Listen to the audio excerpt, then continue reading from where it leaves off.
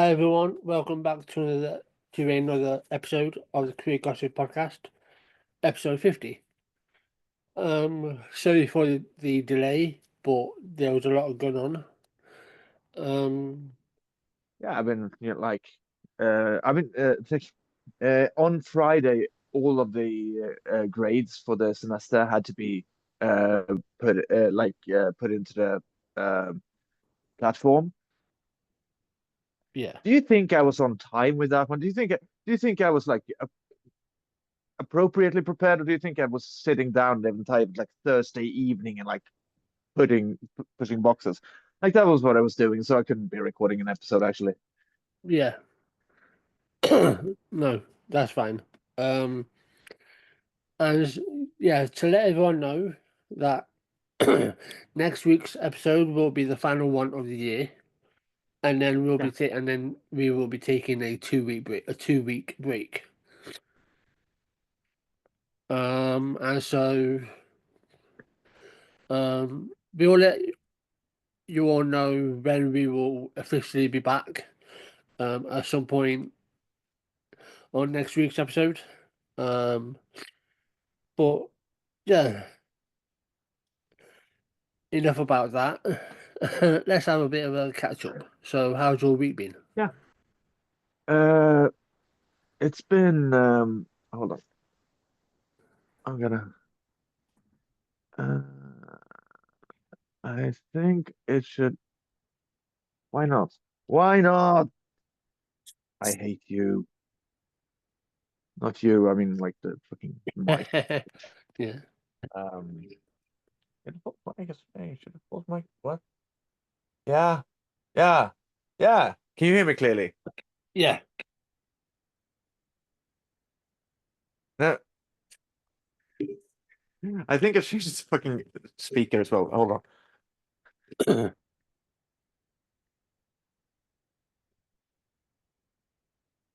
How can how can I be doing this for a year and not get better? So, my week has been fine. It's been like like yeah, it's been uh it's been uh, because like I said, bunch of shit at work.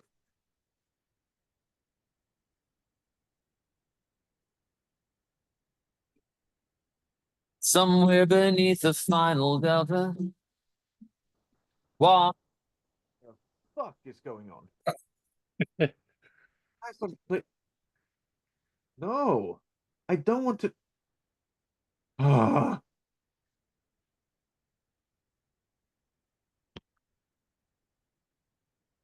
okay. Now I sound good, right? Yeah. Fucking magic. Um, I've been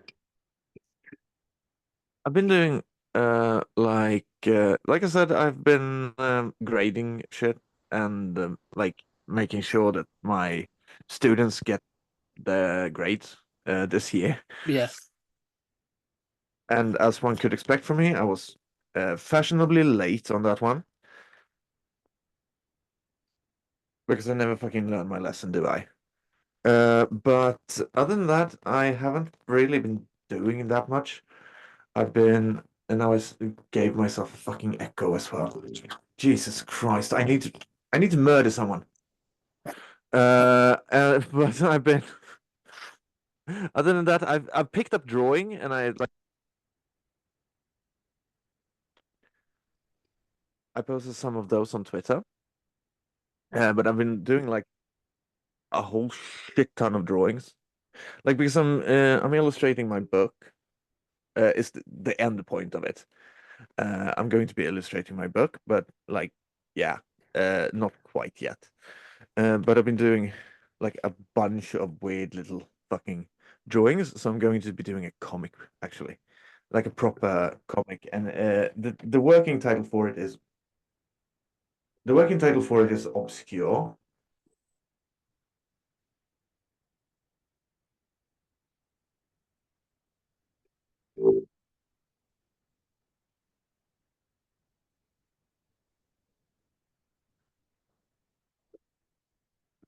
Just bear with us a minute. be having technical difficulties.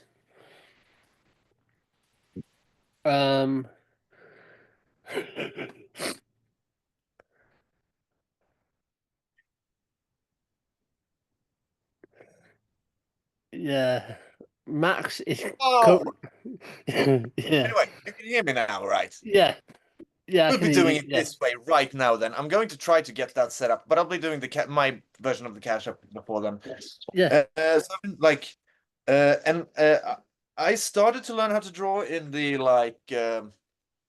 in this during the summer. Like I drew a bunch. I actually did a web comic in Swedish that I posted on like Facebook, and I called it Viva Discordia because Viva la Chaos, and it's like only the most like the most upsetting bullshit I've ever put to anything. Like this is a cute little room. I have this thing about darkness as a viable concept, but I want to be doing a webcomic that will be not a webcomic, an actual comic book, like a graphic novel called Obscure. That is about like a world in which all of the horror stories are actually like, you know how Scott Pilgrim is sort of like the world if video games were real. yeah. Yeah, that but with like horror instead. Uh, this is my Oh, favorite. cool. I'm trying to find one specific because it's so I got so fucking happy with it because it actually worked. Like it's the first one that actually genuinely worked. There we have a nice little thingy. It's an angel. Uh, um, so like I didn't have a gift for my friend because my friend I was at my friend's birthday party yesterday, and I didn't have a gift, so she got like one of my weird little drawings about darkness spilling into through doors, smiling. Like yeah, because she's going to be able to use that for anything. Um, this is a bug who is trying to masquerade as a person, so he's wearing a top hat,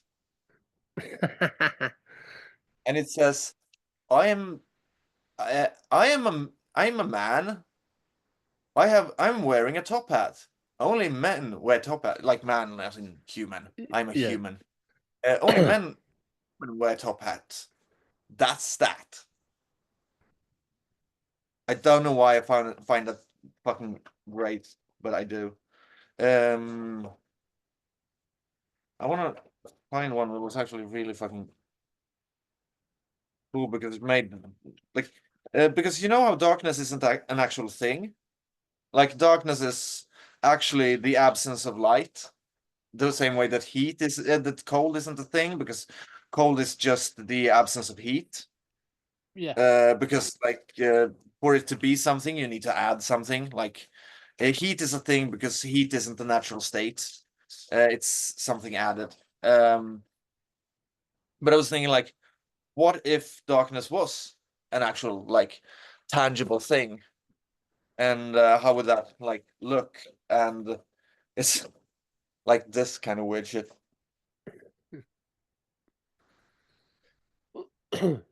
So I'm going to be doing something about with that. And like I can't draw. I've never been able to draw like for my entire life. But then this summer I started like doing it, and then I stopped just all of a sudden because I kind of got bored at it. And then I picked up right now, and I'm so much better for no reason because I haven't trained for like months and months. And now I've decided that fuck it, I'll do a little comic, and we'll see what it is, like slice of life comic, and it'll be nice. I have the first bit is them getting like a demon infestation and treating it like they have rats.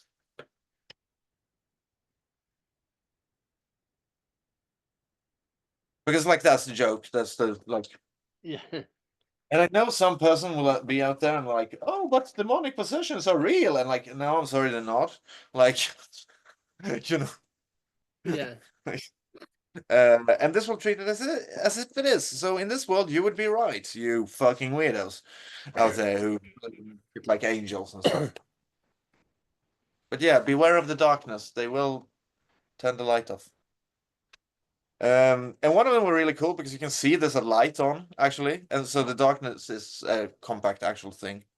But other than that, I don't know if I've been doing that much really. I went to a party, as I said, and like I've been keeping up, and like I've been hanging out with my boyfriend and his kid, and I've been hanging out with my boyfriend alone, and we've been getting even closer to each other, and like we're doing so fucking fantastic right now. It's actually genuinely fucking us. The fact that anyone puts up with my bullshit at all is weird, but the fact that he appreciates my fucking weird, psychotic, jokey, like I will never be able to take anything seriously, and everything you say will be turned against you. Bullshit. Like I found someone to actually appreciate living with that constantly. That's kind of nice. And if he's listening to this, don't listen to me right now. You fucking cunt. I hate you. I'm sorry. I don't. I just yeah. Anyway, and also my brain is fucking fried. I'll be reading. I'll be doing a reading later on, and we'll see how that fucking goes. Because like, uh, uh, my brain is so fried that I went home at like 3 o'clock in the morning this morning, which is like I usually leave parties at 9 o'clock in the morning, but I've been so fucking tired that like even with speed, I had to like, yeah, we need to go because I'm socially overstimulated. Yeah. I get like that with having not taken anything. Like when I need to leave, I need to leave. Like it doesn't matter what time it is. Oh, this is what. Oh, awesome. Yeah, because like the darkness is actually pulling up the like floorboards and stuff. Yeah. And I like that. And also them just constantly asking friend because I hear them say that in the dumbest voice, like friend. Because it's like this horrifying fucking concept of complete darkness, and then they sound like brain dead morons, and I find that funny and amusing. Yeah. Yeah. But anyway, how's your week been? Just been having fun with turfs again. Oh yeah. Poking the bear, as it were. Like taking basically it's like taking candy from a baby. They're that fragile. Um, us, Yeah. For legal reasons, I will not be commenting on this. yeah, yeah, yeah. That's fair. Like, just listen to me. Just listen to what I've Well, got I to will say. not be commenting on this pertaining to one certain turf. Yeah, I'm Because gonna. like legal I'm papers are in the works. yeah. I'm gonna say this right now, and this Yeah. goes out to a certain and it goes out to the haters that watch us. Um, and in general, if you are stupid enough to make false accusations based on nothing, zero, then that just then that shows you lack no awareness, you are stupid, and you deserve to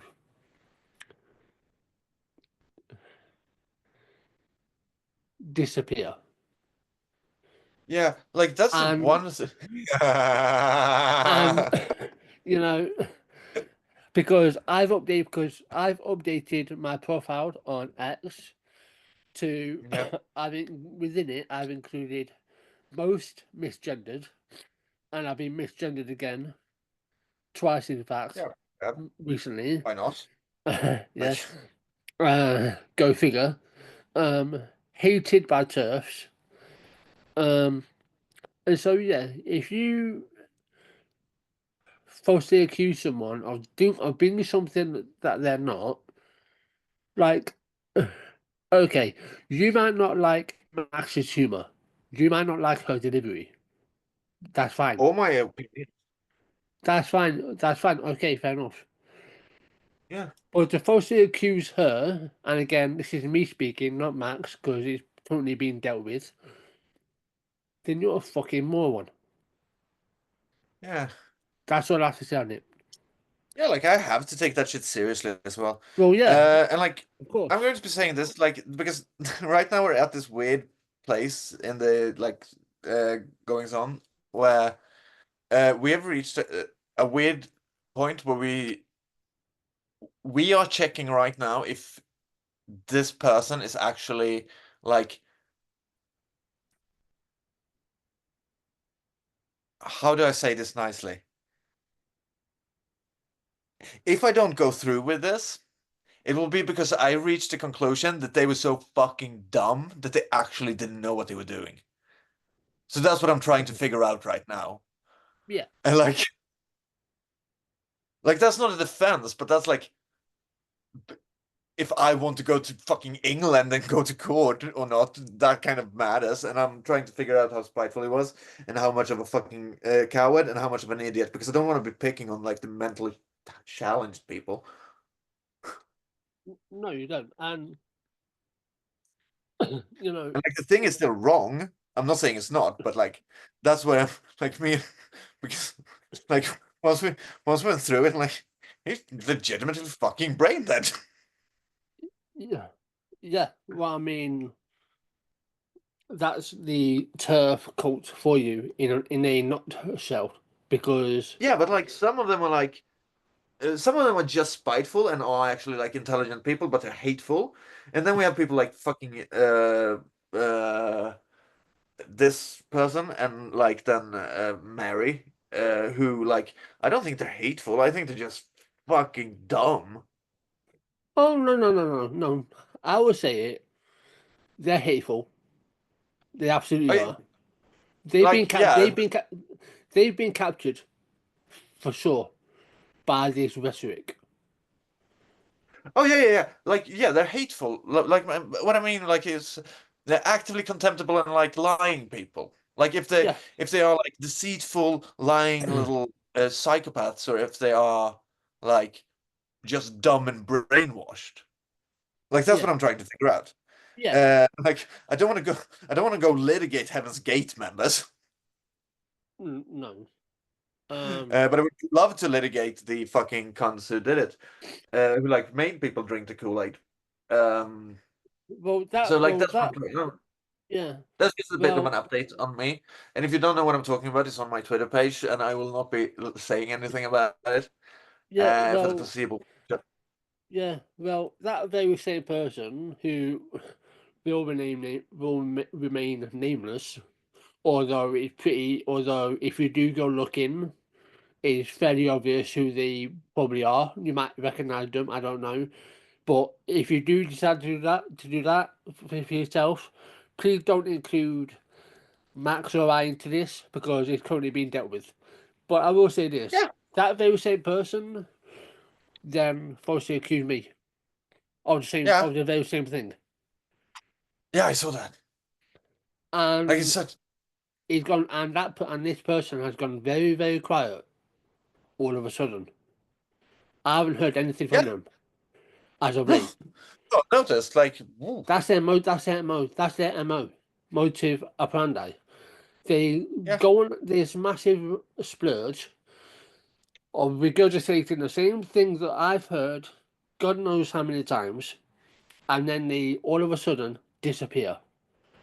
But then what they'll do is they'll disappear for say 2, 3 days, 3, 4 days, and yeah. then they'll rear their head up again and do the same thing to someone else. That's what these people do. But yeah, Completely forget. Yeah, um, I will also say like the funniest part, like when you like when you, when you sent me that message, like could you just say that you were joking about the incest shit? And I'm ready to do that. Like, yeah, of course. I have no problem with talking about like, yeah, this was a joke. Like, and I'll call it a joke. I'm sorry if it didn't go through. Like, I have no problem with people taking issue with my jokes or my sense of humor. But like, it was even dumber than that because it wasn't even a joke. It was me literally saying incest is bad. yeah, like if you actually listen to what I'm fucking saying in that clip, it's me saying that like saying something that something is natural doesn't mean it's good, because things like incest and cannibalism are natural. Does he also think that I'm fucking propagating fucking cannibalism on air? Well, before this person's, downward spiral into false accusations towards you, Huh? he then shared clips of our episode. I Oh yeah, think I saw that. Like, it was and like on. he It was sent me when screenshots of the fucking. Because he sent screenshots of the captions as well, the live captions, in which there is no differentiating between what me and or Mary is saying. Like that was no, fucking nonsense to read. yeah, it's right. It's like, and he tried to like insinuate that you were somehow. But anyway, right, he will be dealt Yeah, with. I'm sure he'll be reported by some other people and have his account suspended. But the thing with those type of people, they always have like sock accounts, like other fake yeah, accounts. exactly. And who would So, have that? but yeah, that's enough on that. So that because that's currently being dealt with. So I don't want to Who would be? say something. So Who I would don't want be? to say Would ever be ban evading on Twitter? yeah, I would never do such a thing. yeah. So I don't want to say anything that could jeopardize Nah. what's currently going on. So I'm just gonna leave it there. But Yeah. anyway, we in today's episode, if you made it this far, um, we have two videos to look at, Yeah. um, which I've downloaded. Um, Nice. and before anyone said anything, I pay for YouTube Premium, so I'm able to download because it makes it easier. Um, I don't. I'm illegal. yeah. It's only because YouTube is one of my main platforms that I continually use, so it just makes Yeah. sense for me. And It used to be also, that way for me, but like I'm never on there anymore. yeah, and we also have right. Let me put the right pin in. Right, one, two, and we also have three articles to talk about as well. Plus Max's reading later. So what Yeah. I think. So what I think we I will. have actually written something for once. Like I'm prepared for once. Right, let me. Excuse me. Right, go on YouTube for a moment. So no, click.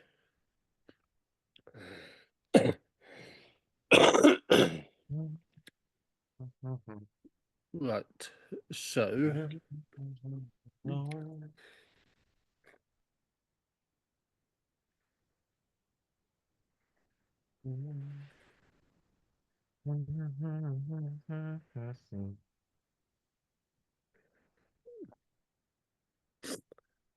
um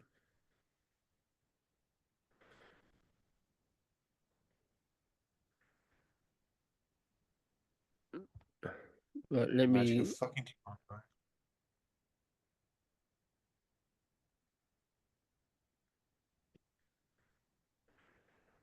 try again.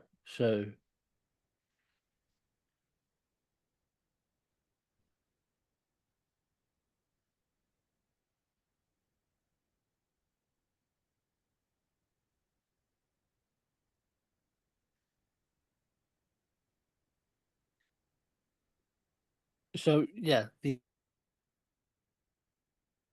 the two videos are of because obviously one of them has Sharron Davies in it,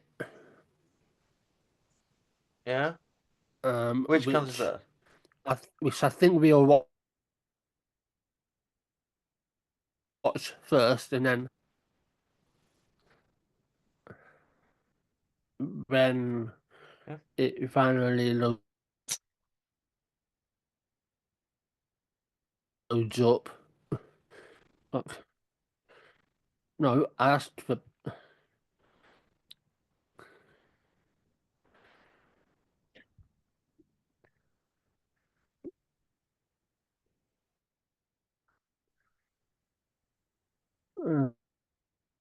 Right.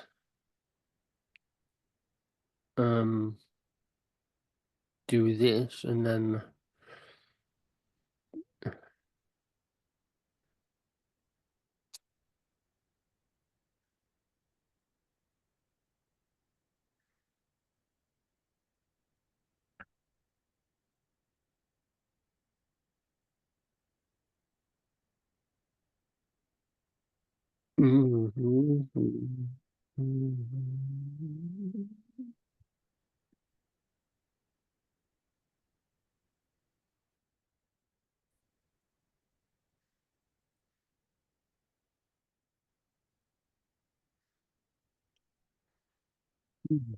shit.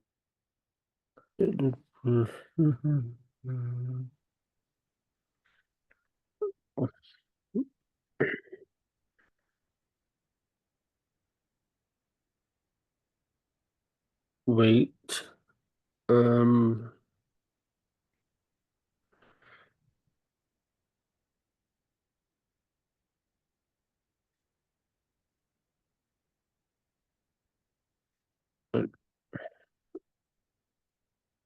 Let me.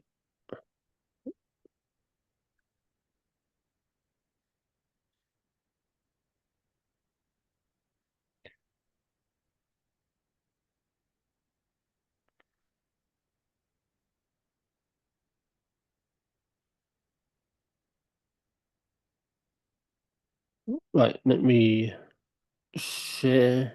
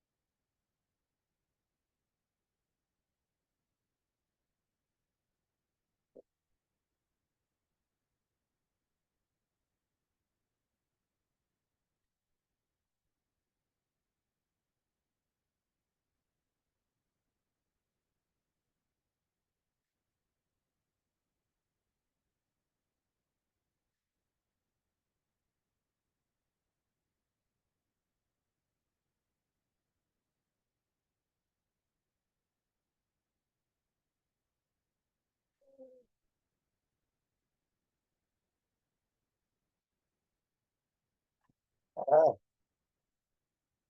How's it going?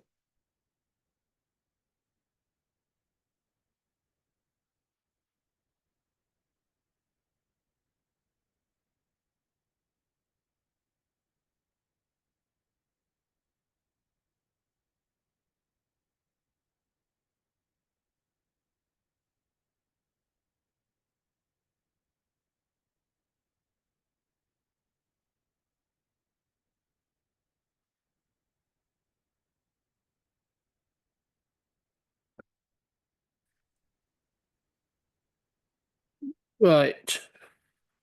I don't know what happened there, but Huh? How's it going? I don't know what happened there. For some reason, my my whole connection just completely stopped. Oh, But hopefully should be okay now. So In that case, people just probably got to see me like sitting here doing my makeup in silence. It's like, you're welcome, party people.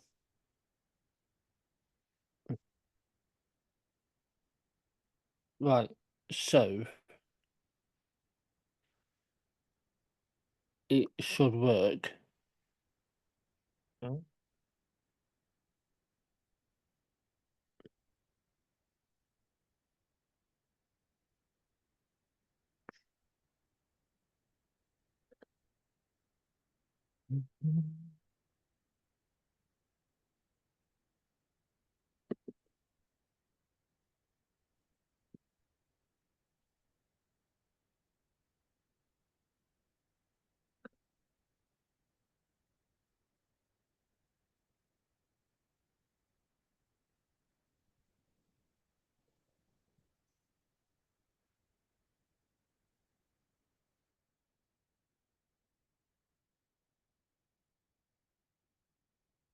I see nothing.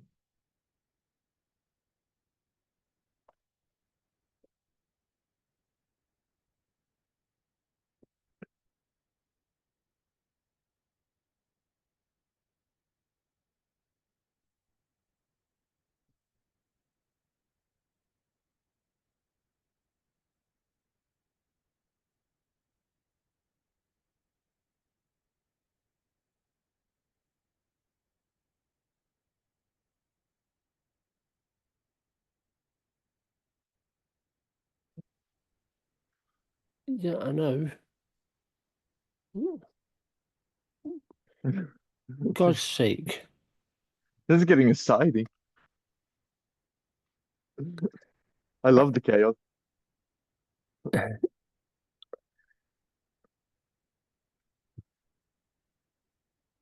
How? Right.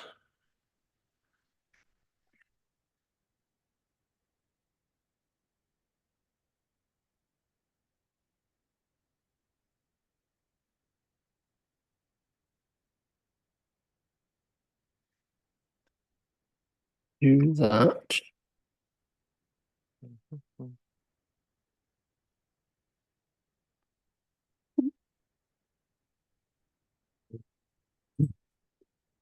Right. Hmm.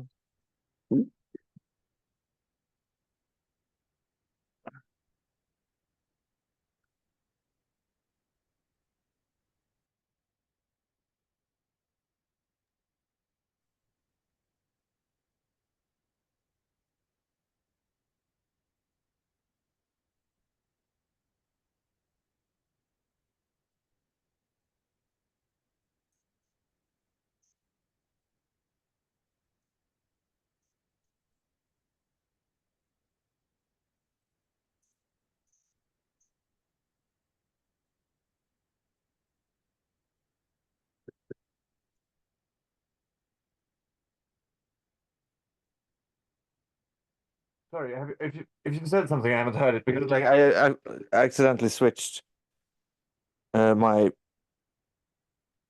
microphone to not like the speakers to um this thing instead of this thing because I'm a fucking idiot. Which is also why I think I accidentally plugged in two mics to the fucking sound card, which was why it started fucking up earlier. Do I sound good now? Yeah. Nice. So, Welcome to the technical difficulties, the fucking podcast. yeah. Yeah.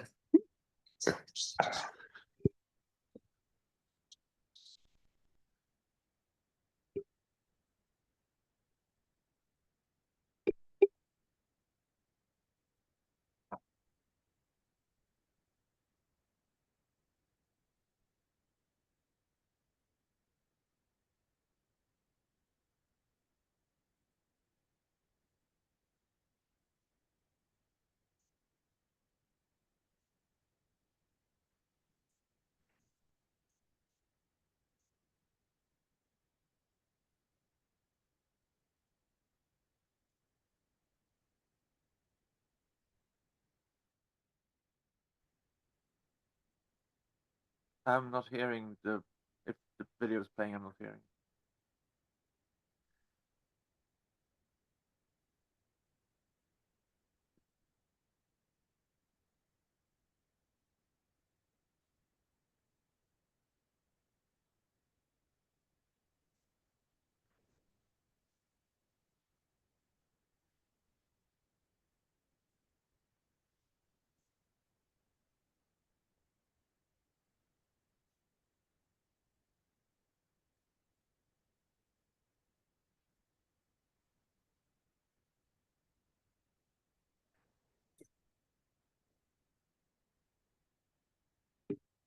Is there audio playing? Because I can't hear shit right now. The funny thing here, can you? I can't hear the video. Oh, for God's sake! I can hear you.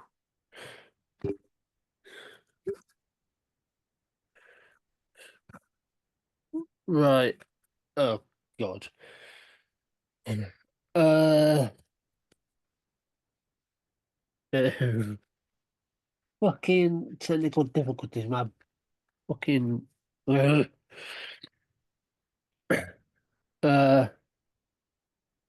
Dead Daddy episode. I'm sorry, I love it. I genuinely do. I think it's fucking funny. Oh yeah, I saw Terrifier 3, by the way. Fucking fantastic film.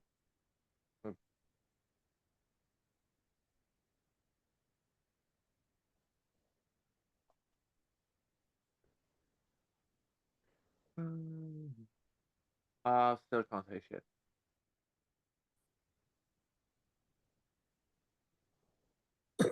Let me.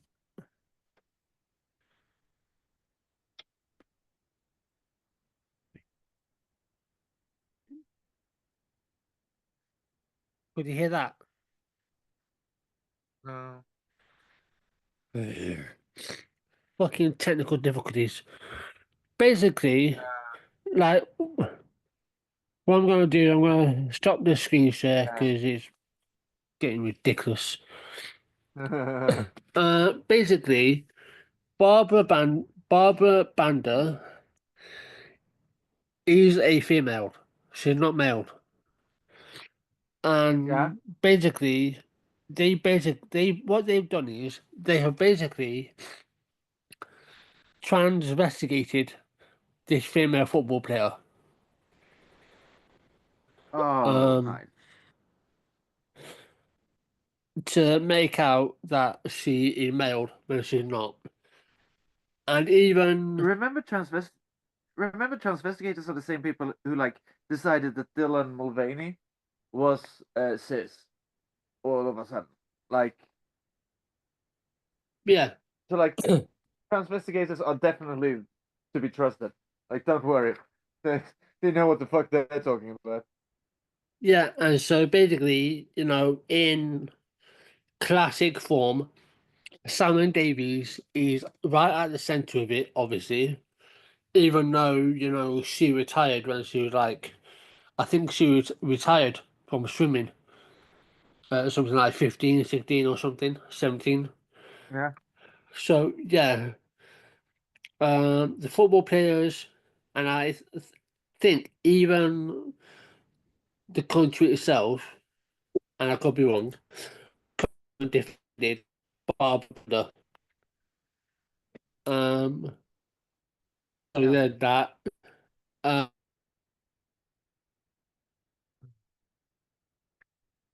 because of technical difficulties on my end for some reason, Yeah. it fucked up.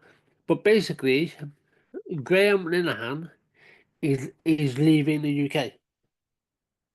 Oh yeah, I saw that.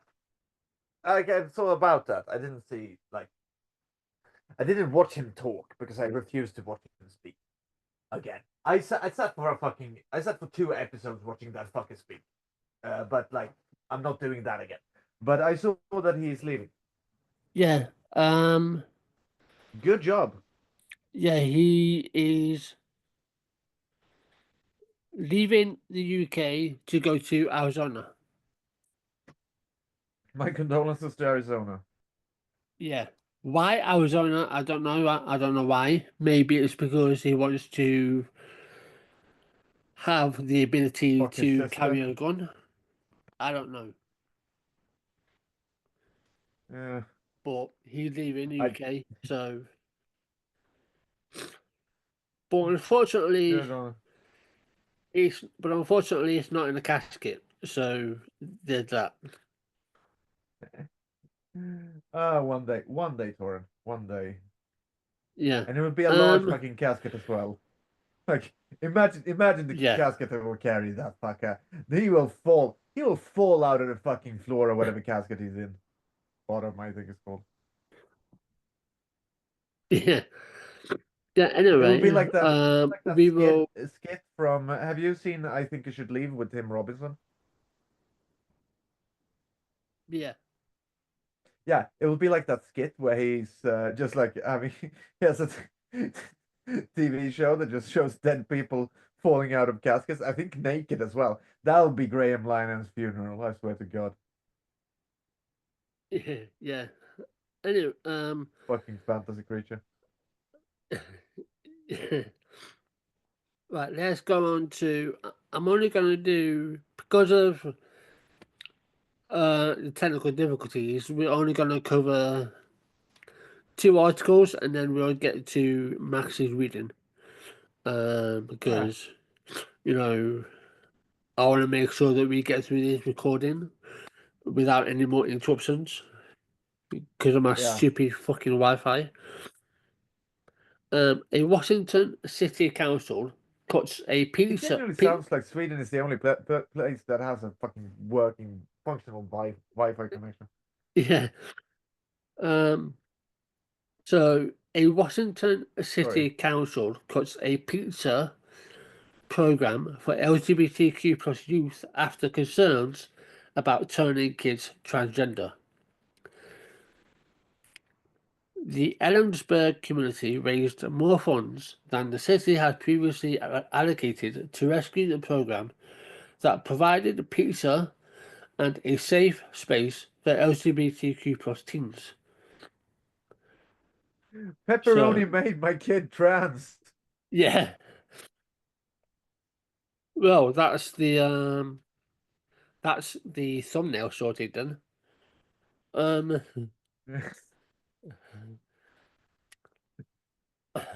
Provides. If your kid likes pineapple pizza, that means they're a tranny. Yeah. And I only say this because I like pineapple pizza. Yeah.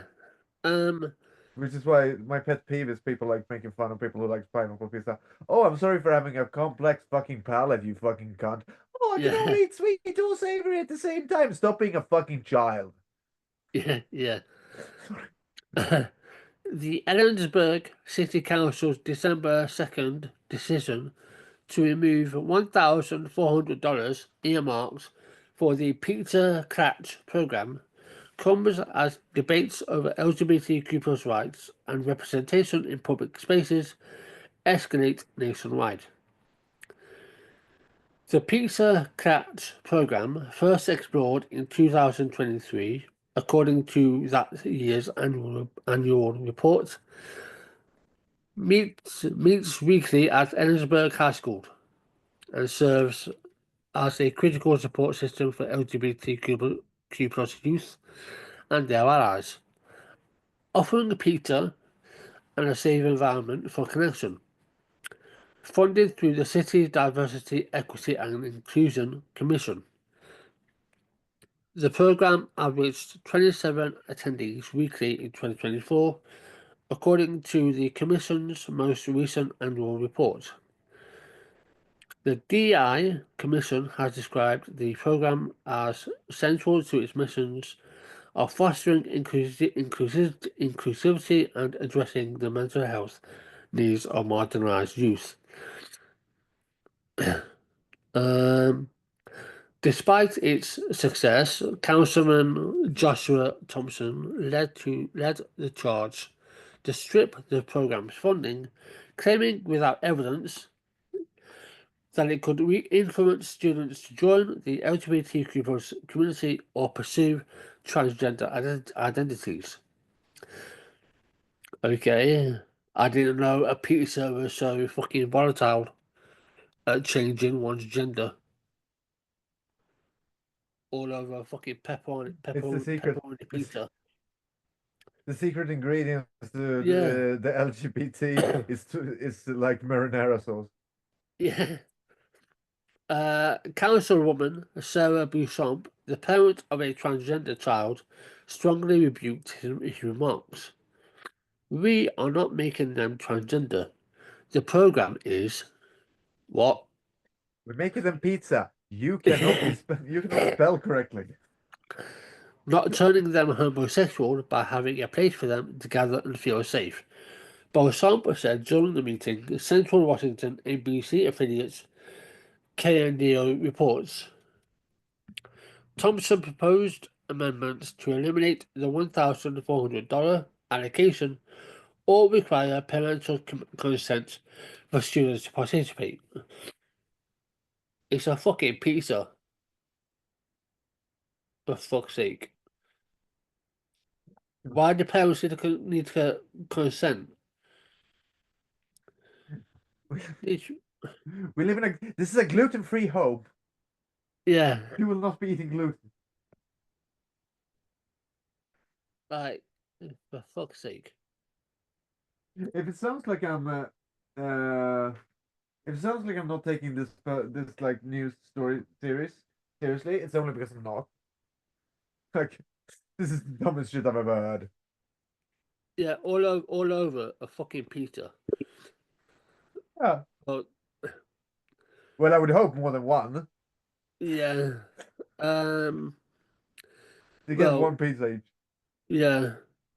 Well, that was enough of that because it's just ridiculous. It's the funniest shit I've heard. Yeah, I love it. I love when they show that they like when transphobes show that they are deeply unserious people. Like, yeah. fucking Oh, incompetent. yeah. This next one, a New York judge refused to marry a lesbian couple.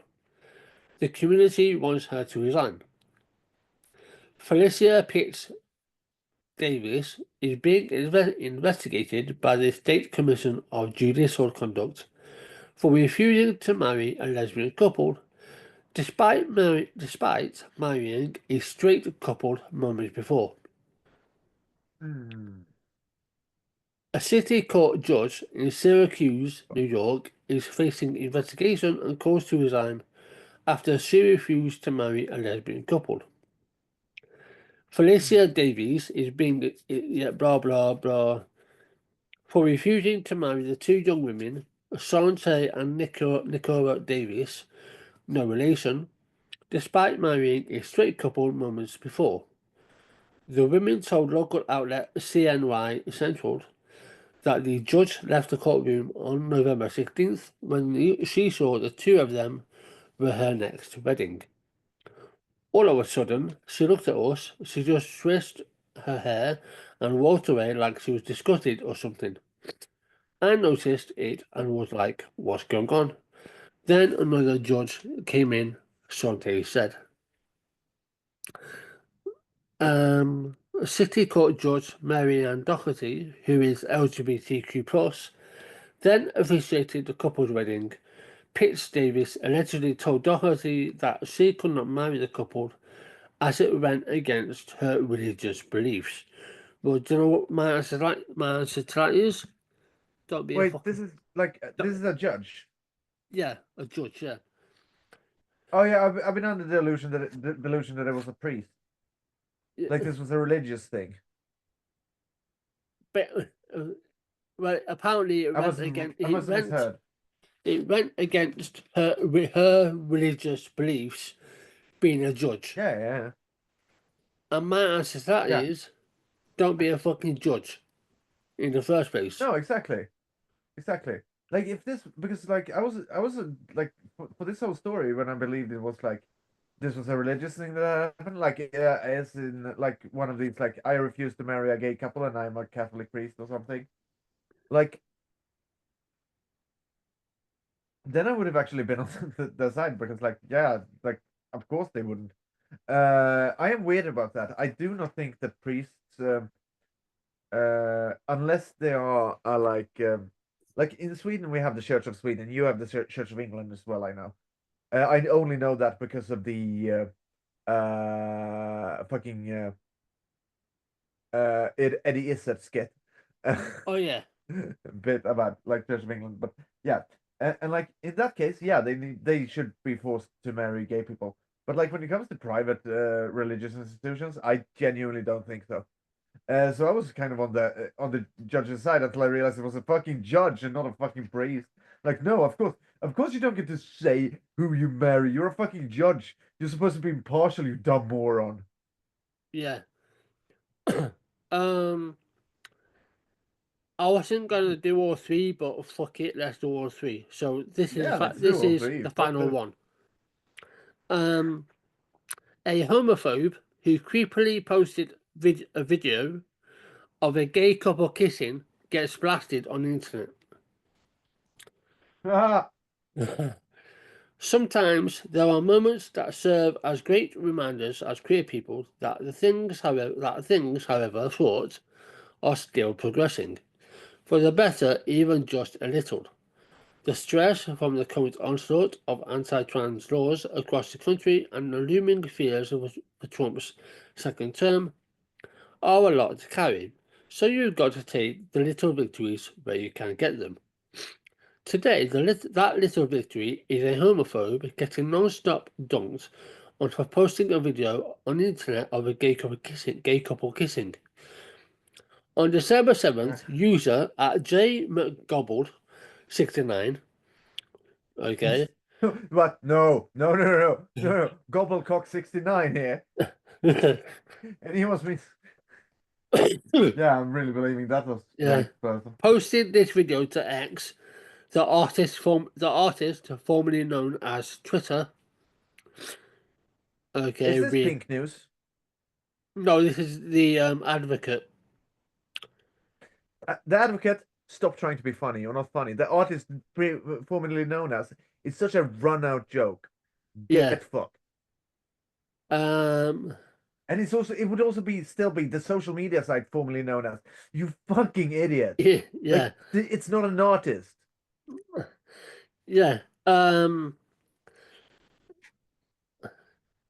be fair, that is quite the kiss. That some steamy, sultry, fun making out right there. It's restaurant quality French kissing. It's not a surprise. The 6 second video has gained over 27 Is this you million. reading or you're? Is this you reading or is it you reviewing the kiss? No, this is actually what it says in the article. Oh, somebody needs to get beaten the fuck down for this article. Yeah. The 6 second video has gained over 27 million views at the time of writing this article, and it will definitely continue to go multi-platinum in my mind for some time. Frankly, I'm quite jealous. I get I not hate wanting to this see person. other people kissing like that for any number of reasons, but they good, bad, or indifferent. But just as these gentlemen are free to keep getting their smooch on at the bar, we are all free to look away if we don't like it.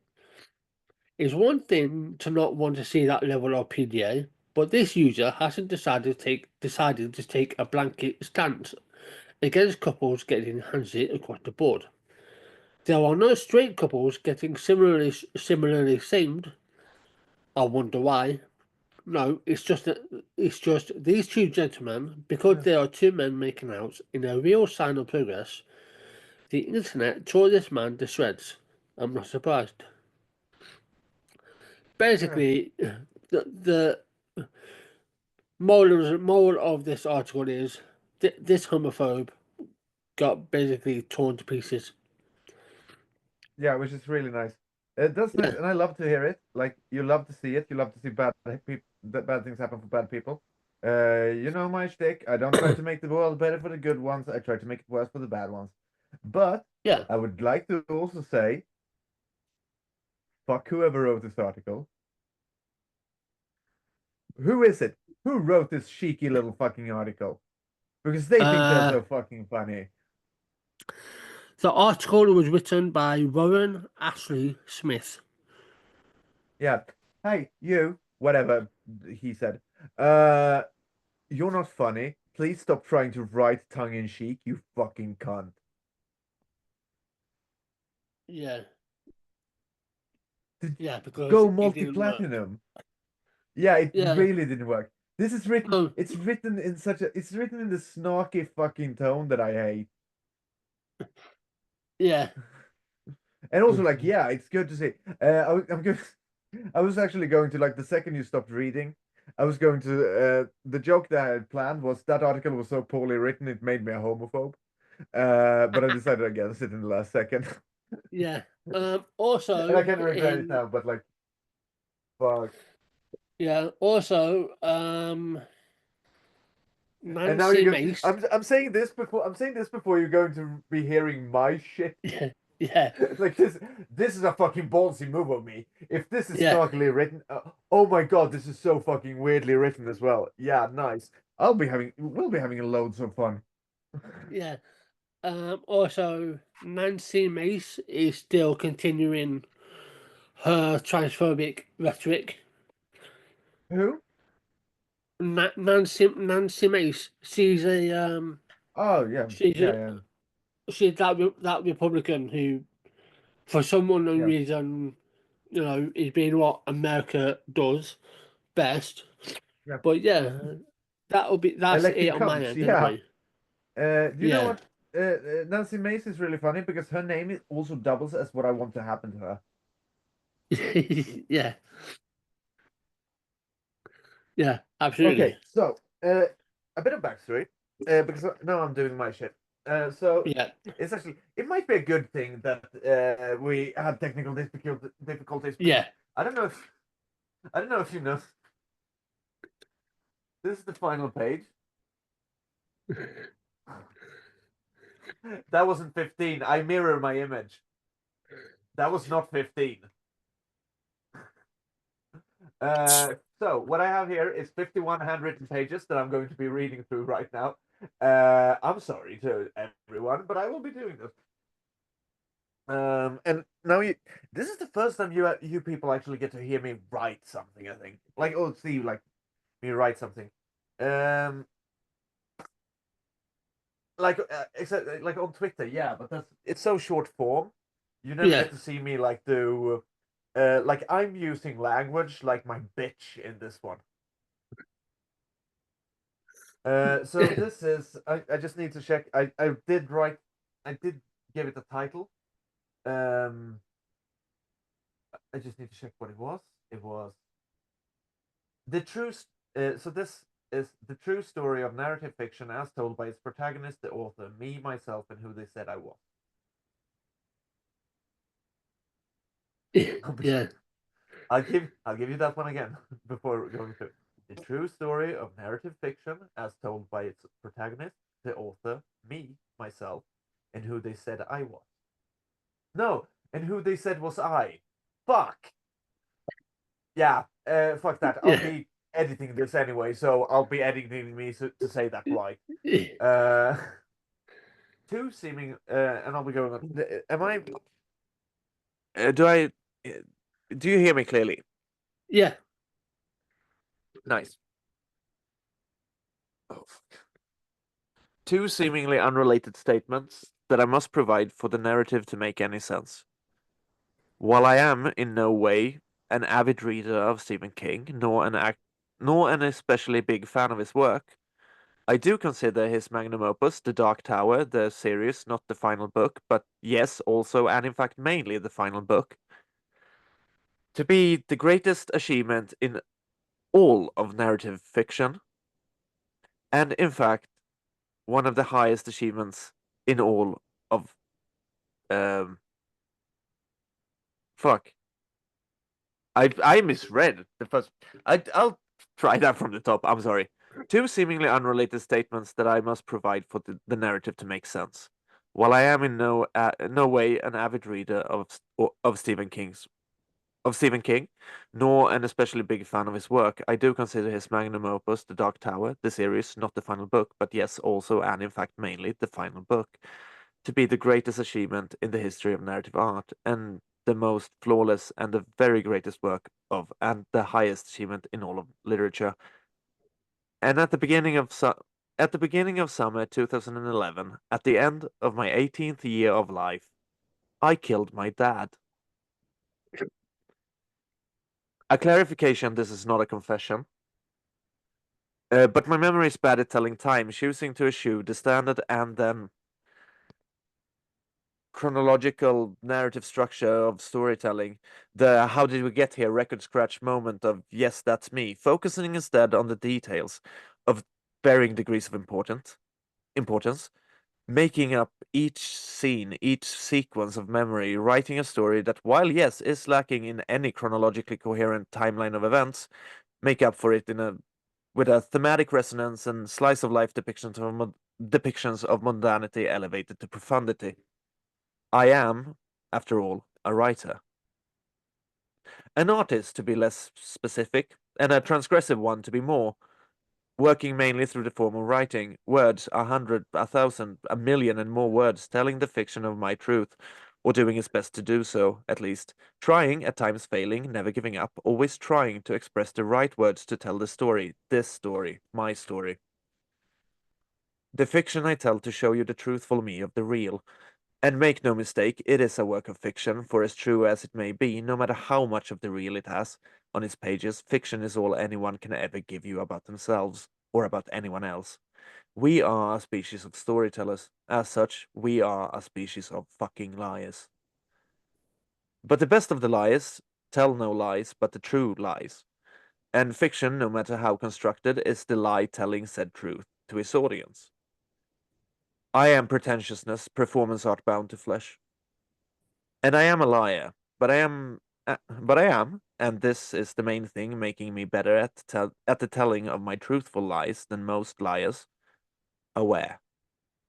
I am painfully fucking aware of the impossibility of telling my story, no matter how based on reality and facts it may be, without any lies. Of telling any story without any lies. The subjective experience of life alone makes sure of that, and that's even without taking into account the various myriad of biases moving life as we think we know it, even further away from any of the objectivity we wish it existed within. The narratives of life are different for anyone living them, and all of them are lies. Therefore, I take great pains to make sure each of my lies contains as much truth and as little untruth as possible. Lies, for whatever they may be, are not the opposite of truth. Look at the words to see how them be wholly different. Truth is measured as an amount, whereas lies are a quantity. You can tell one lie, but you have to cut pieces of truth from the whole to tell it. You can count your lies, but you must measure your truth.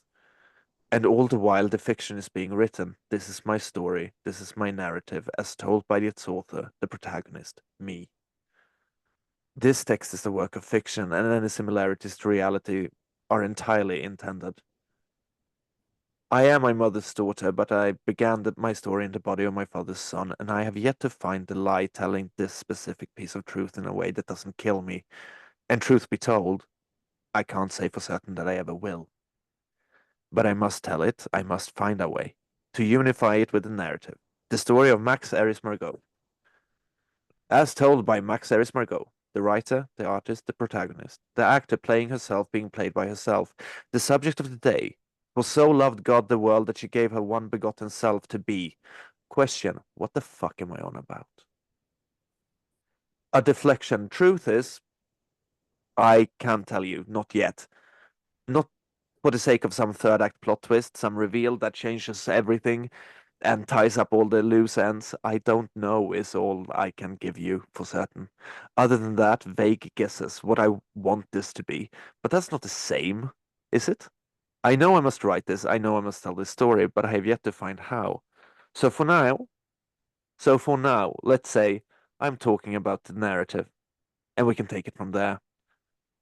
And the narrative, this narrative, my narrative, it has such a fascinating beginning. It begins with the taste of blood. It begins with the taste of my own blood filling my mouth, and me not being able to gasp for air. This is my first memory, and I'm 3 years old, and I'm drowning in my own blood. Record scratch. Yeah, that's me. I do not know how I got here, so let's not get into that now. But there are memories my narrative will archive by themselves, and out of all of them, this, the first, is the most by itself sorted memory I can access. One is the loneliest number, after all. This is not a complaint. This is merely an observation. An analysis of the narrative structure, I suppose, if you want to be a pretentious fucking cunt about it, and if you have taken anything with you from the first 7 pages of this script, it really should be that if there's anything I want to be, it is very much the most pretentious of all the fucking cunts. A quote: profundity is cowardice, pretentiousness is bravery. If I don't tell you who said that, will you look it up yourself? If I tell you I'm actually the source of it, will you believe me? Do you think I would quote myself like that? Am I that self-involved to you?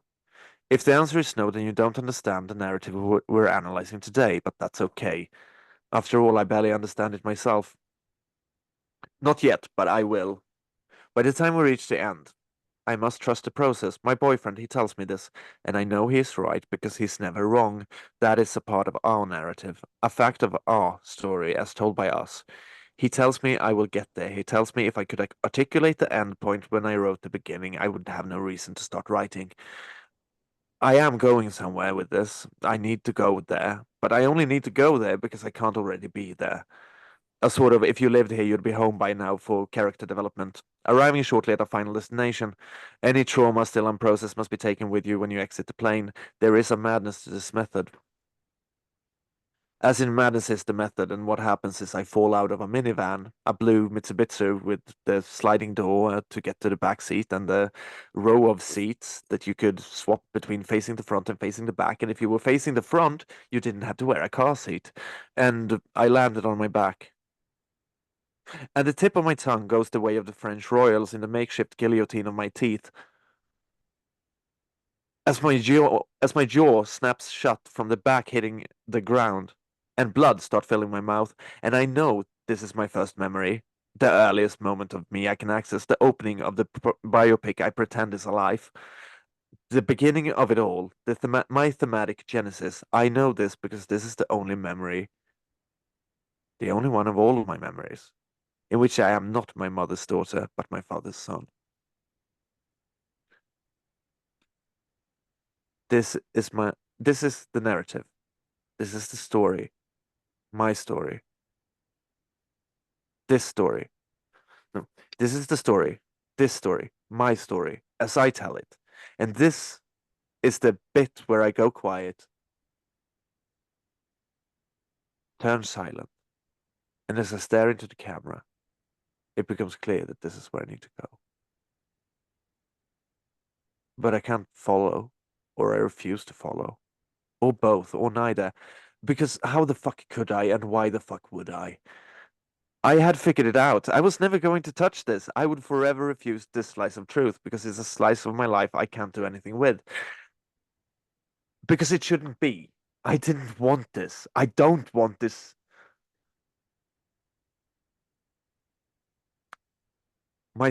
It, this shouldn't be my story to tell because I don't know how to tell it. I am my mother's daughter after all, and when I told my mother this, she told me no. Although she did say the same thing about 16 years later when I told her I was studying to become a teacher. And for the 16 years in between regarding most of what I told her about myself. And then she wonders why I never call. This is the fiction writing itself. This is the narrative of my detail-oriented memory, and this is me wearing my favorite dress and getting lost in a store. And when found by the employees, when taken to the microphone, where they need to call my name out of the speakers throughout the store to all of its customers, this is me telling them my name is Katrina. My mom still tells the story of her little boy, her son, her boy's name, being such an imaginative child. He kept playing even when he was lost. Me, I can't remember this narrative. I don't know if it's her storytelling being fucking atrocious or if I'm just missing something. But if I had a son and he told me he was a girl, and then as we are shopping for groceries, she calls for me to come find her using the name she told me she wanted to go by. What I'm saying is blindness, spite, or idiocy truly doesn't matter as far as I'm concerned. Intentions are irrelevant. I didn't use the name for fun. That was my name, and I told you to use it, and why the fuck wouldn't you? Why does that story, the way you tell it, end with you quickly grabbing your son by the arm and hurrying him out of the store, feeling embarrassed, and not with you having the first conversation of your life with your daughter? This is the narrative, and as she tells it, this is narrative as she tells it, and while I can't give you my way of telling this narrative because my memory archived this event in the lost and found box of a store where my mother's daughter got lost, so she found herself a son. Even just going by her storytelling, the story being told isn't the story that she thinks she's telling, is it? Or am I just being needlessly pedantic? I get that way sometimes, especially when it comes to narrative. The structure, the style, how it all ties together. The thing is, every story is actually two stories, the explicit and the implied. I try to make those as close to each other as possible when I tell my story. What does the words, the style, the structure actually say? What story does your story tell? These are the answers you need. These are the questions you need to answer, at least to be able to answer for yourself, unless you want people to listen to a completely different story than the one you believe yourself to be telling. The explicit is seldom the explicit is seldom the story people can hear because we love ourselves a good old implication, an exemplification. How many of you thought the story of me getting lost in the store was the same as the story of me telling of my mother? How many of you thought the story of me getting lost in the store was the same as the story of my mother telling her daughter no, she was a son, letting her know that that was what he was? It wasn't. But that is the implication of the structure of the narrative, this narrative, my narrative. This is my explicit story, and this is me using the structure against itself so that I can make the implied story less certain, more unclear, because otherwise I will never be able to tell it. Or would have to or I would have to tell it around the barrel of the fucking revolver I'm using as a pacifier. Because bitch baby needs a safety blanket with the safety switched off. I am not suicidal, but sometimes I dabble in suicidal ideation for reasons of narrative clarity.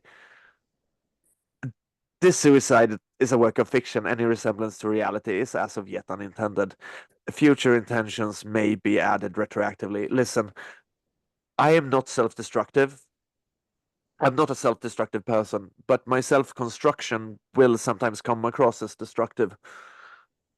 And I am yet to find a structure to the explicit story that is strong enough to do it justice without telling an implied story of self-destruction. So for now, what I can say is I want to kill myself. It's not I want to be dead. It's not I want to not be alive. I want to kill myself. It's not I want to die. It's not I want to be dead. It's not I want to be I don't want to be alive. And the truth of those four statements in the opposing order, in the opposite order, going backwards is false, false, false, true, but it's complicated. For while I find the thought of eternal existence horrifying, it pales like the corpse I will one day leave behind for my loved ones to abuse as an avatar for their grief, for them to burn in effigy in comparison to the utter fucking existential dread that is the void of my permanent non-existence. For the world so hated God that it took her one begotten existence, so that no matter what she does, she will not live forever, but perish, and one day she will never do anything ever again, not even doing nothing. I count my heartbeats by subtracting from the whatever total. Beat, whatever minus one, beat, beat, whatever minus two, beat, beat, beat. whatever, -3. This might be the wrong way of going about conserving your heartbeats, come to think of it. Then again, come to think of it, one could argue it would require a specific kind of dumb fucking shithead to think you can conserve your heartbeats in the first place. But I would argue it's not the dumb fucking shithead who is deserving of derision here. Rather, the psychotic fucking cunt of a teacher, of a junior high biology teacher, who is trying to ease her students' fear of death by saying every heart has this many heartbeats to beat until it has run out. And only then, when my heart has no more heartbeats to beat, will my heart cease to beat. How many beats can my heart still beat till all heartbeats have been beat? I was afraid of the theoretical concept of death, so she thought to fix that by adding a ticking clock. And now I don't fear death anymore, but my brain goes into a fucking panic when it ever brushes against the concept of non-existence, because every day my heart steals existence away from me. And I cannot stop hearing the heart beneath the floorboards of my ribcage as it tells the story of my death by birth, by proxy of death. Because the implied story to the explicit story of my existence is the story of my non-existence.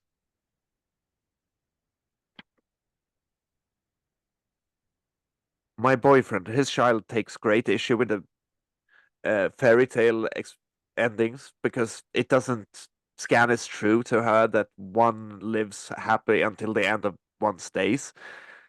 Personally, I find the implied truth much worse than the explicit untruth. And as a child, fairy tales made me angry by always reminding me of the protagonist's death. And why do they have to explicitly imply what is in every other genre, only the implicit implications of the ending? This is a genre-specific anxiety bomb, genre-specific torture. Death as a physical fact does not frighten me, only non-existence. And it is not fear, it's anxiety. It's my brain breaking itself over the rocks of the shore of Isle of Void, Isla de Nada. One day I will no longer be. That is the narrative as nature demands it, and fuck nature for eternity for demanding my story to end with an all-encompassing violation of my autonomy. Not the same, but the same.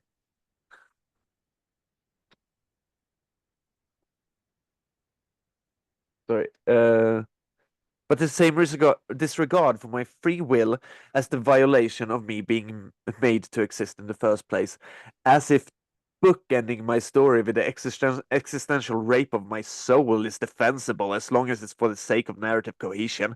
And fuck this story, my story, for giving me a protagonist to work with, to play, and then making her disprove the saying that life is imitating art to herself by making art become life itself. Because of course the nature of storytelling makes it so the narrative cohesion must be upheld at all cost.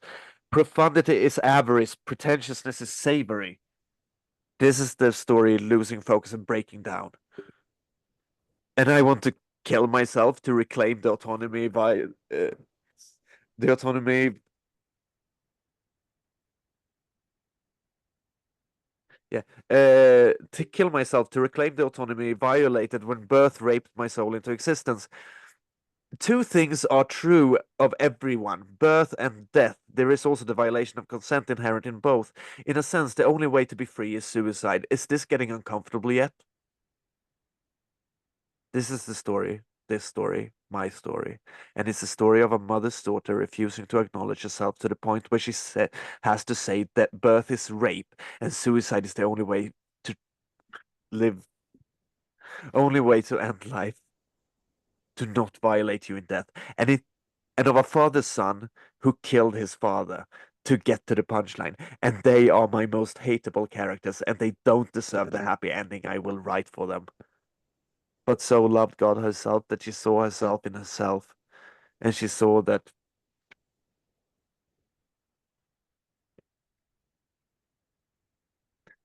she was good, even though that is not possible without rewriting the seven deadly sins so that virtues become vices and vanity turn narcissism, becomes the highest piety, and humility is treated with humiliation. Issued by a church that teaches cruelty as love and indulgence as the righteous spouse to felicity. This is my fiction, my true fiction. This is my lie telling my truth, and it is a truth that has been laced with enough narcotics to kill a rhino, and it tastes of tar and cancer and piss, and it needs to be removed from my fucking ass and shoved down my throat, shot into my belly for me to puke up before it can even be told at all. And I know a lot of you will never get to the end of this story. This story, my story, because I have needlessly and in fact childishly gross, no fucking repugnantly direction taken it. Instead of just not call it to be raped, to be born, calling suicide freedom, implying it as the only true act of rebellion, making my metaphors needlessly sick to the point of infantility just to have my truth be piss-soaked ass to mouth, and I'm sure there will be those who can see the difference between what I am doing and pointless tastelessness and transgression just for the sake of it. And to those people who do see the profundity behind this transgression, I would like to say stop having so much faith in me. Because the first group, the one discussed it, are entirely correct. Except they did fail to read the implied story that every living person began life as the victims of a violation committed to them by their parents. Newborn porn, as they say in Serbia. On a global scale and on an existential level, this is the narrative.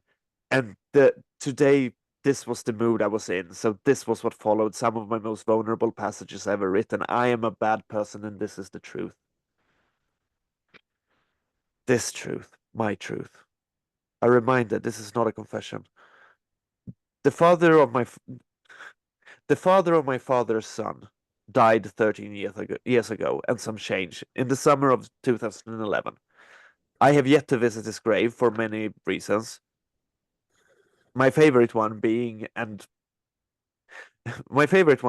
am scared I would piss on it, and I'm trying to avoid doing so because I wouldn't feel great about fucking a corpse.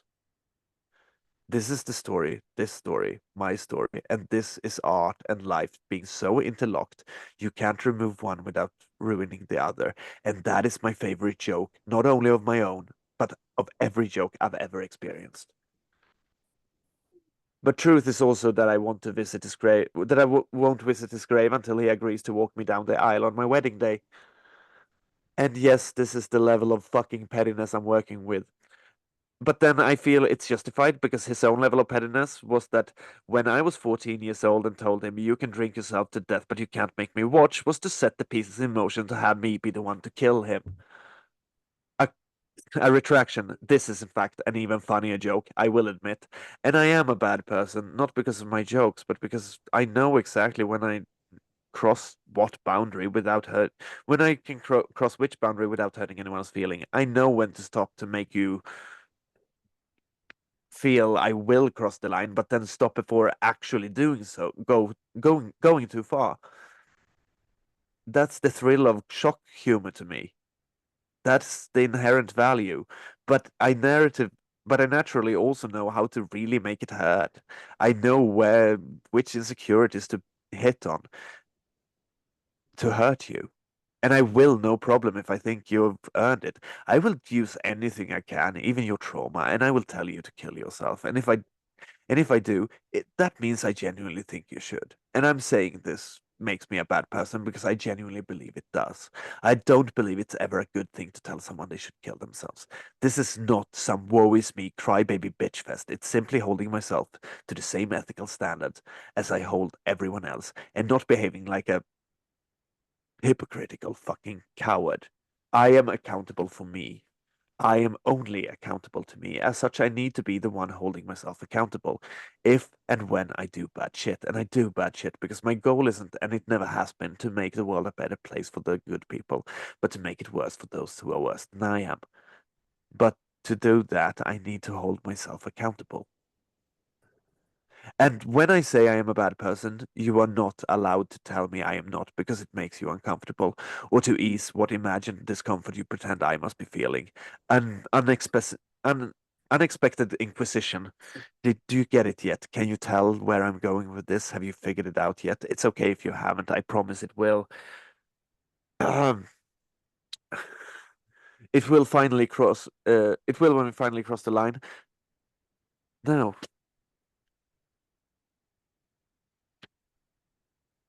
It will come together by the end. It will all make sense.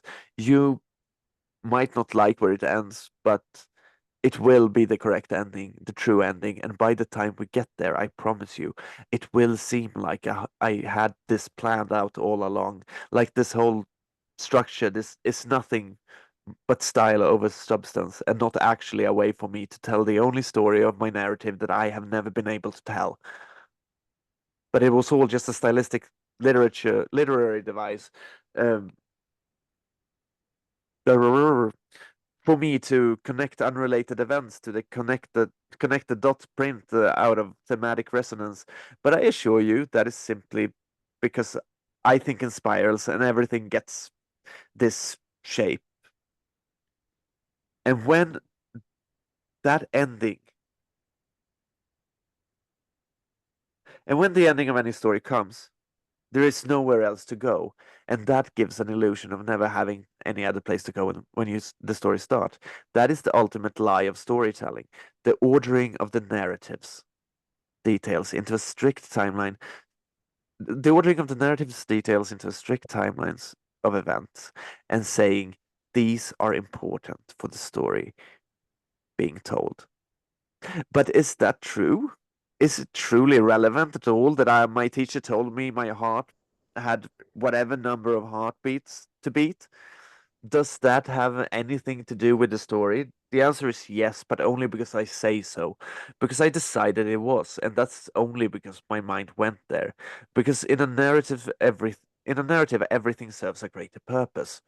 And it doesn't matter if the fiction is based on reality. You still have to present it as a narrative. And truth is, we are bombarded with details every day, and most of them are thematically unimportant until one gives them their place in the narrative. And if we place them well enough, their inclusion becomes that phrase that I used earlier, thematically resonant. Once that happens, they will be a part of the narrative, of the story, of that story, your story, forever. They will have fused, mutated to fit into each other, molded into one another. You can't any longer have one and not the other. We are forced to live. We will one day be forced to die to not live. No, we are forced to live. We will one day be forced to not. But between then and now, we can construct the narrative any way we want it. And it will be our narrative, but then you must construct it. Don't worry. Storytelling is evolved in your genes. You are the result of billions of year-long pages process of storytelling. This is the fiction of the universe itself, and while it's the only fiction told with even a hint of objectivity, it is also too long and too boring for anyone to listen to it all. My point is, endings are easy. It's just the logical conclusion of the equation of all the details already established, adding themselves up to the only functional solution. And I can say that.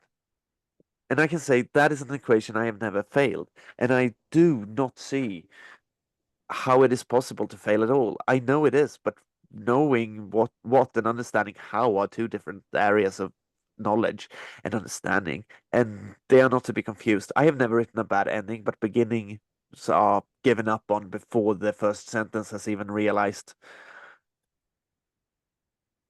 It reached its period as if given the puberty blockers that would have kept me from spending the years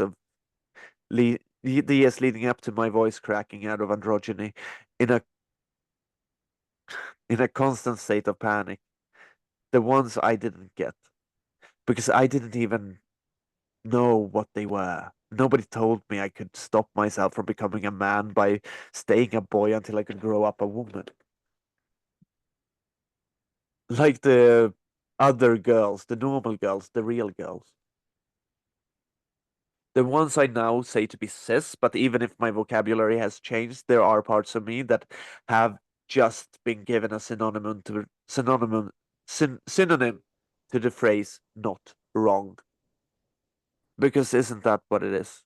If I am to be brutally honest with myself. And if so, what am I? The man transphobes say I am. There are days when my brain thinks I am making it all up. There are weeks where most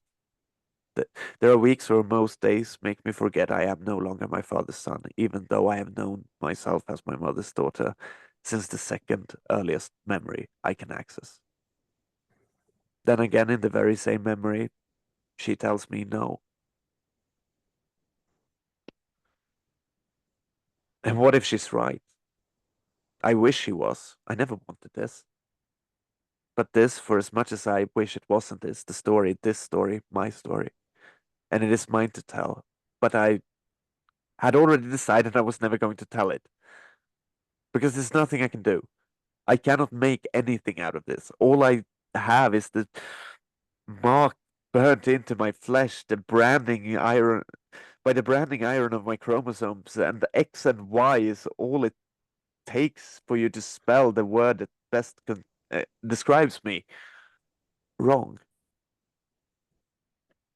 Look.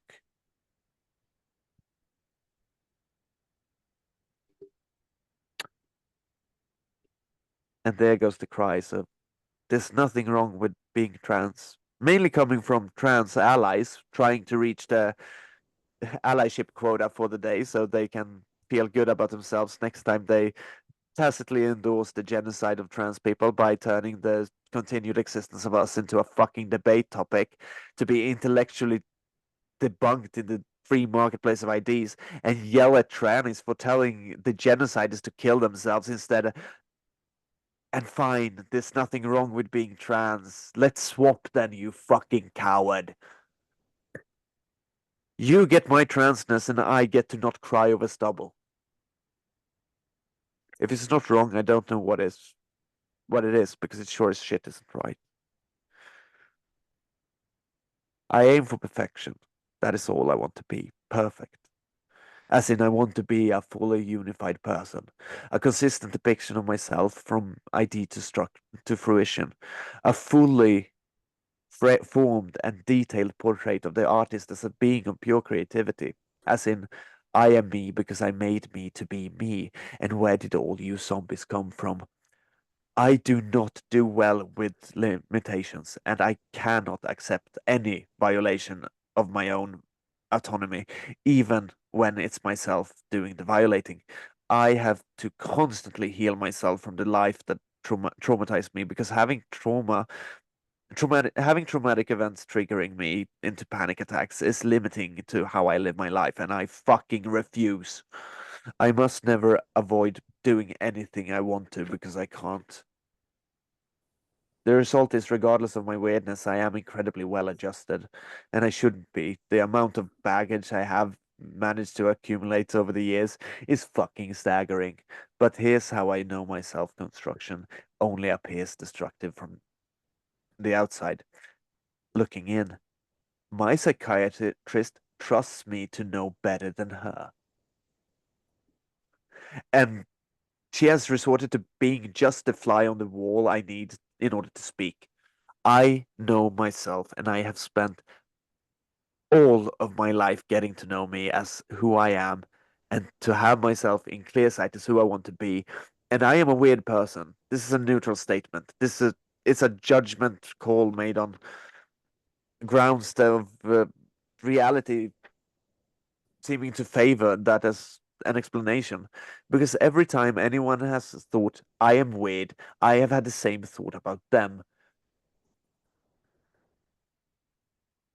And the only other conclusion that I can draw is that all of you, everyone but me, are the weird ones.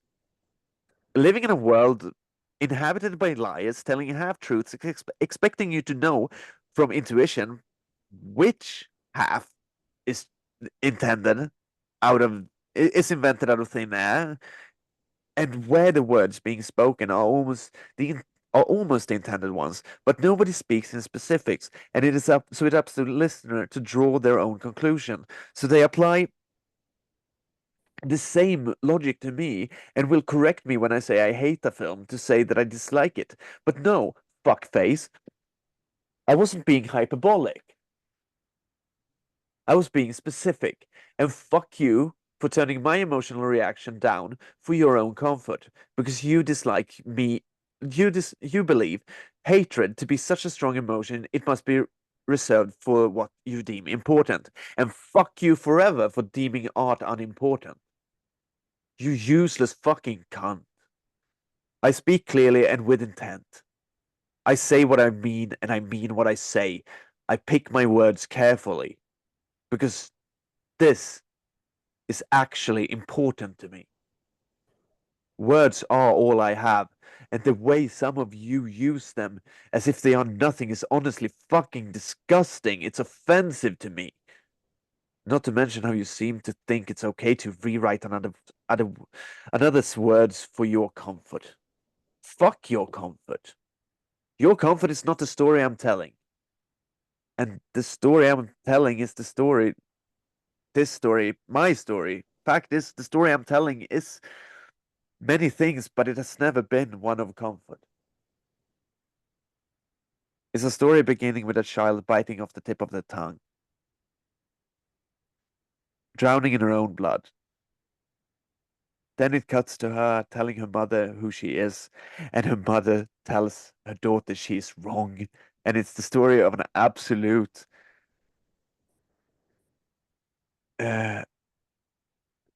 it's a story of an absolute individualist having to fight a collectivist world on how her story should be told. And when she's 31 years old, a few months short of her 32nd birthday, being half a year away, she is finally ready to accept that the death of her father was caused by her own actions. And when she tells this story to the world, the people who should care for her choose once again to edit her story for their own comfort, telling her she's wrong about what she knows to be absolutely true. But this, she cannot let them rewrite. This is too important. Because in the summer of 2011, she works in assisted living, and one day her father's name appears on the schedule. That schedule. Her schedule. The only schedule that should be made immune from this specific life in need of assistance. She brings this to the attention of the person scheduling the workers' daily visits, while who is distraught enough for our heroine to not explain by malice what can clearly was clearly stupidity, even more so with the added information that she has at this point had no contact with her father in 5 years due to his alcoholism. Drink yourself into the grave, she said. 5 years prior. But you can't make me watch. 5 years of nothingness. Then she reads his name on her schedule. She doesn't go to him. That day, the scheduler takes it out of her hands and goes to see him. The next, her father's name has been taken out of his hands entirely and taken off his schedule and put on the schedule of whoever doesn't share the same family name as her. She never finds out who gets to go see him that day. First, because she doesn't care to ask in the morning, but by the end of the day, this has been made certain. She will never know.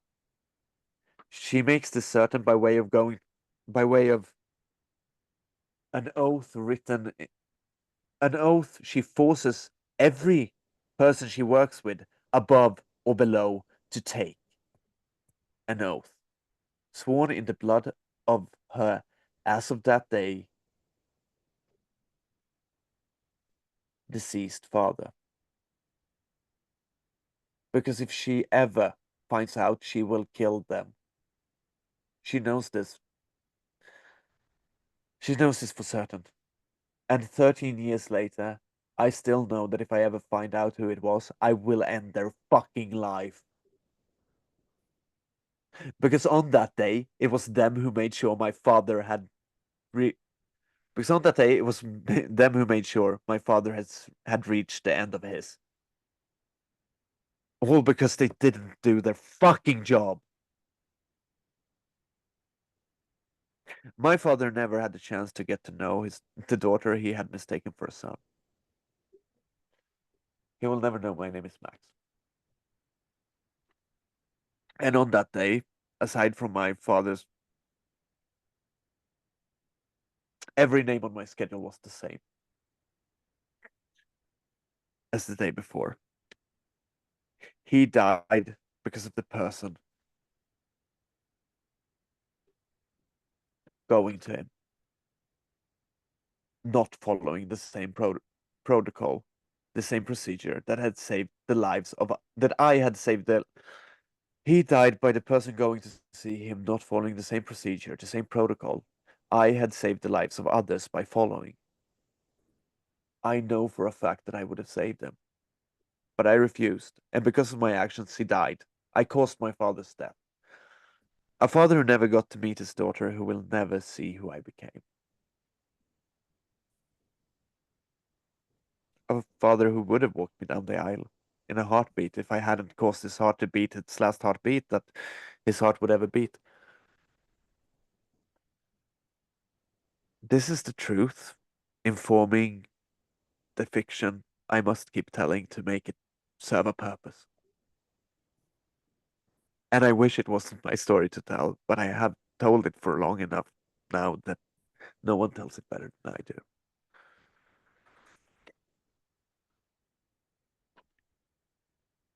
But there is one thing, one part of this story I have never told, not to anyone except for my boyfriend, and that is the story of a girl mistaken for a boy who doesn't believe in God, yet she sits on her knees every night with her hands clasped and her eyes shut tight, praying that when she wakes up tomorrow, she will be the way she can never become, that she will no longer be wrong. I can overcome anything. I can tell every story there is to tell of my narrative.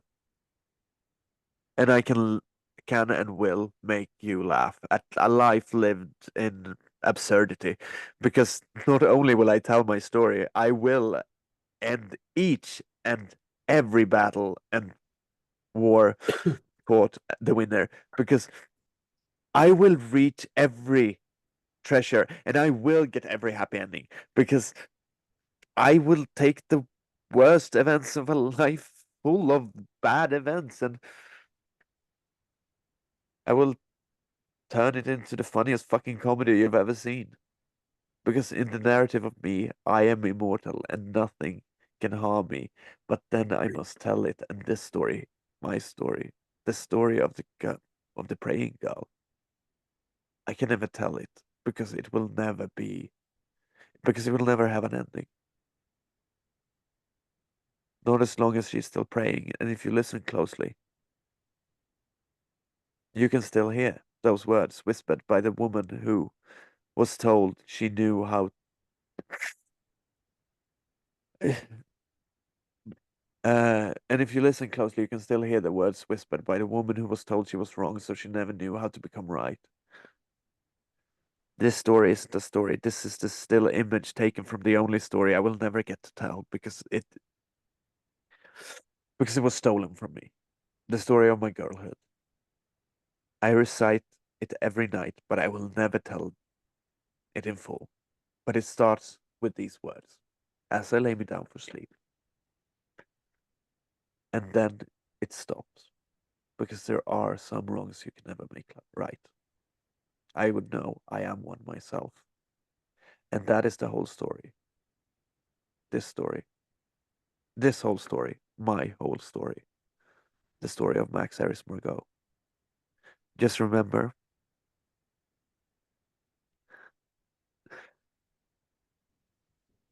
Uh,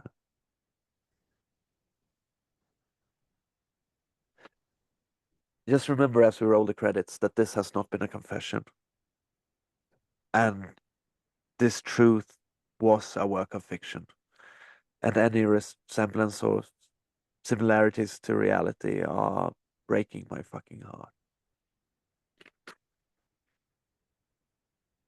Now, thank you kindly for indulging me. Now I set you free. Live your favorite story and find the truest lies to tell your greatest fiction. Love, Max. The end. Sorry that was so long. No, no, don't apologize. I was actually enjoying listening to it. Yeah.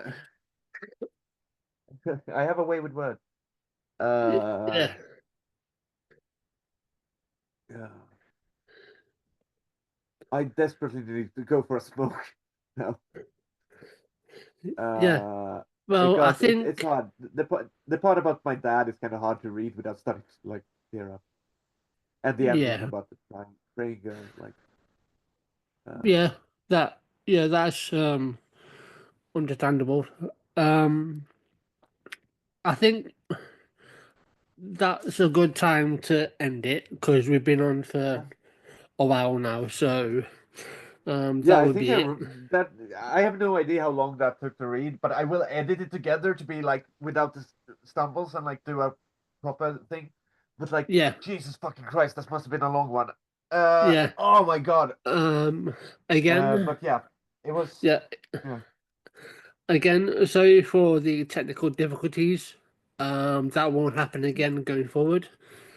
But just one of On those your things end, I that do not promise no technical difficulties. yeah, yeah. I am I'm shit. hoping that that will be it from my end, at least. Yeah. But yeah, that will be it. We will be back, obviously, next week with our final episode of the year, which will Yeah. be, I think,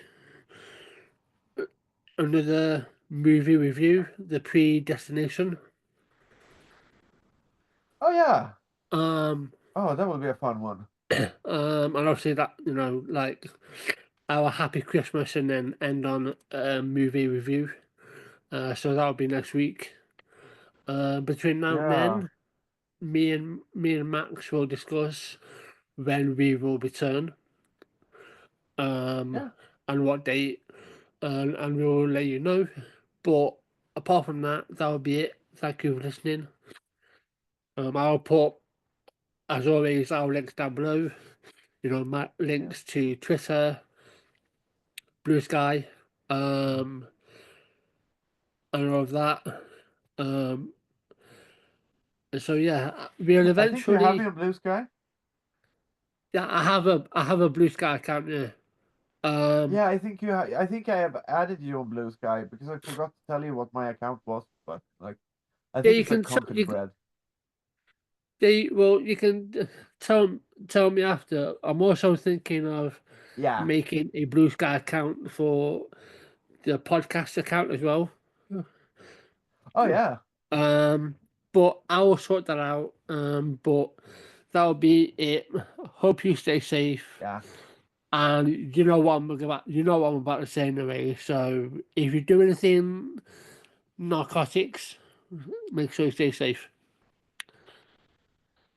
Yeah. And don't stay awake for 3 days until you start hallucinating. That's not a fun way to hallucinate. Yeah. Right. So yes, I want to stop.